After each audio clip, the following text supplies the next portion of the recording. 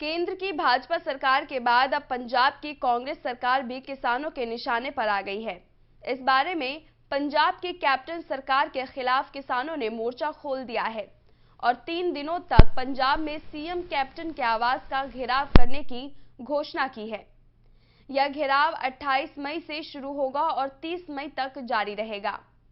आपको बता दें कि टिकरी बॉर्डर स्थित किसानों के आंदोलन स्थल पर पंजाब सरकार के खिलाफ मोर्चा खोलने की घोषणा भारतीय किसान यूनियन उग्राह के प्रधान ने की। उन्होंने कहा कि कांग्रेस, भाजपा, आप और अकाली दल सभी एक ही थाली के चट्टे बट्टे हैं। साथ ही किसान यूनियन उग्राह के प्रधान ने यह भी कहा कि कैप्टन अमरिंदर सरकार पंजाब में कोरोना से बचाव के इंतजाम करने में पूरी तरह से नाकाम रही है। पंजाब के सरकारी अस्पतालों में सुविधाएं नहीं हैं और वहां लोगों को सही ढंग से उपचार भी नहीं मिल रहा है। केरला में 3 रोज के लिए पक्का मोर्चा लगाना है कोरोना के संबंध में और ये खेती कानूनों के संबंध में। पंजाब सरकार ने जो काम करना था वो नहीं किया। जैसा हिंदुस्तान की सरकार ने कोरोना के लिए कोई तैयारी नहीं की, साल में लोग बीमारी से मर रहे हैं, ऐसा पंजाब में स्टेट गवर्नमेंट ने भी कोई प्रबंध नहीं किया। ना मुलाजिम ज़्यादा भर्ती किए हैं, ना दवाई का कोई प्रबंध है, ना गांव में जो पेशेंट है उनका कोई प्रबंध है। डिस्पेंसरियों में कोई स्टाफ नहीं पूरा है, अस्पतालों में स्टाफ पूरा नहीं है। इसलिए कोरोना की मार की जो प्रबंध करना था अमरिंदर सरकार ने, उनका भी लॉकडाउन के ऊपर ही हो रहा है। लॉकडाउन लगाने की बस उनके पास एक ही हथियार है कि कोरोना के जितने के लिए लॉकडाउन लगाओ। यानी लॉकडाउन टेम्परेरी मसले का हल तो है, बीमारी के हल के लिए जो साधन जुटाने की जरूरत थी वो नहीं जुटाए। क्या तैयारियां हैं कल के कार्यक्रम के लिए और कितने दिन का कार्यक्रम? तैयारी हमारा केडर तो हर समय स्टैंड टू रहता है, हर समय फील्ड में होता है। हमारे 43 मोर्चा चल रहे हैं पंजाब में, टोल प्लाजों के ऊपर, शॉपिंग मॉल के ऊपर, बीजेपी के घरों के आगे धरने लगा रहे हैं। हर रोज हमारा केडर स्टैंड में रहता है, वो तो तब्दीली करना है, वहाँ से गिनती को उठा उधर बिठा देना है, उधर गिनती कम हो जाएगी टोल प्लाजों के ऊपर, शॉपिंग मॉलों के ऊपर। वही गिनती हम लगभग 2000 बंदा उसका शेल्फ डिस्टेंस रख के, खुला ग्राउंड है, कोरोना का ख्याल रख के बताया जाए। लेकिन पंजाब सरकार कोरोना को हटाने के लिए मिशन फतेह शुरू कर रखी है, वो कैसा चल रहा है गाँव में? देखिए, पंजाब सरकार और केंद्र सरकार को आप दो नज़रों से ना देखें, ये एक ही थाली के चट्टे बट्टे। अपने केंद्रीय सेहत मंत्री ने फरवरी में बयान दिया था कि हम कोरोना को मात करके, लास्ट मार्च में आता है कि हमारे पास ऑक्सीजन खत्म होगी, लोग मर रहे हैं, ऑक्सीजन का प्रबंध नहीं, दवाइयों का प्रबंध नहीं। फार्मेसी में दुनिया के देशों में गिरने वाला देश है हमारा। इसके अंदर सेहत केंद्र, सब सेहत केंद्र, community health centre, medical college, जिला अस्पतालों की गिनती लगभग 1,85,000 के आसपास है पंजाब हिंदुस्तान में। उनमें स्टाफ नहीं है, उनके पास मेडिसिन नहीं है, उनके पास कोरोना के रखने के लिए बेड नहीं है, वो प्रबंध इतने हीने हैं। और सरकार दूसरे मुल्कों को वैक्सीन देने वाली सरकार दूसरे मुल्कों के तरले करने पड़ रहे हैं कि हमें वैक्सीन दे दो, हमें ऑक्सीजन दे दो, हमें वेंटिलेटर दे दो।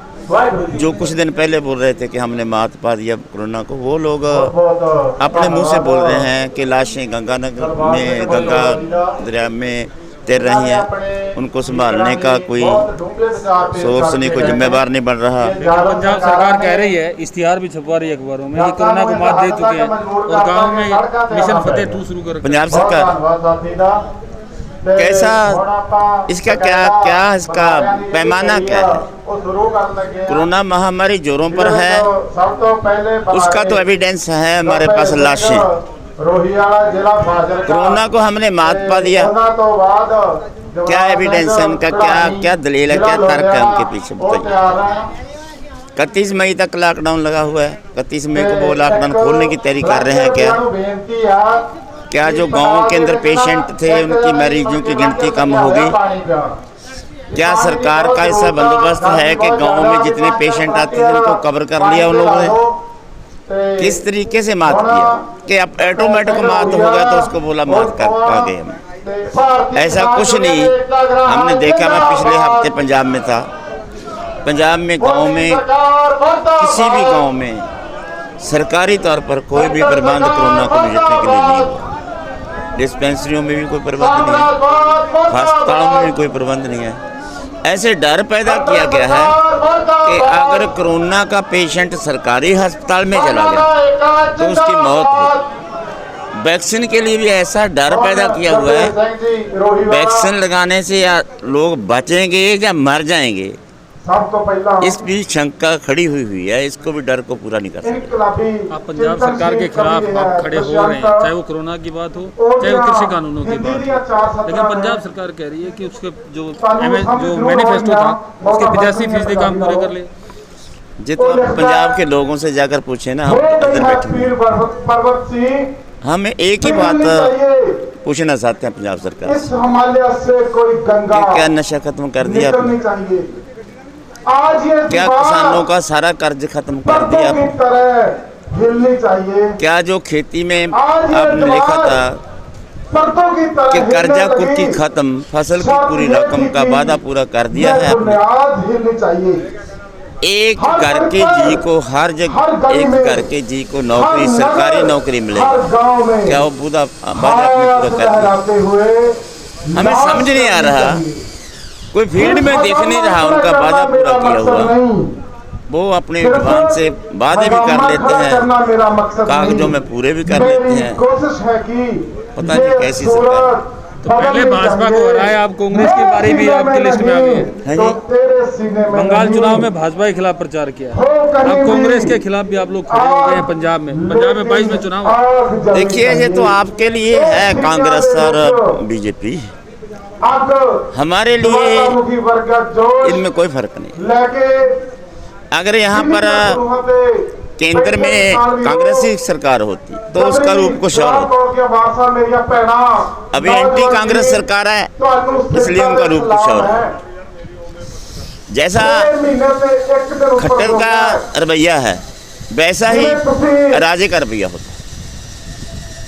कांग्रेस सरकार केंद्र में होती तो हमें दिल्ली में आने से पहले सबसे पहले टक्कर राजा से लेनी पड़ती। एंटी सरकार होने की वजह से वो बोल रहा है कि हमारे विरोधी सरकार है और 2022 का इलेक्शन आ रहा है आगे, उनको लेकर वो सोचता है कि हम बच जाएं और दोबारा फिर सत्ता ले लें। इसके ऊपर स्टैंड करके ये उनकी मंशा है, इरादे हैं, लेकिन पॉलिसी में, नीति में कोई फर्क नहीं।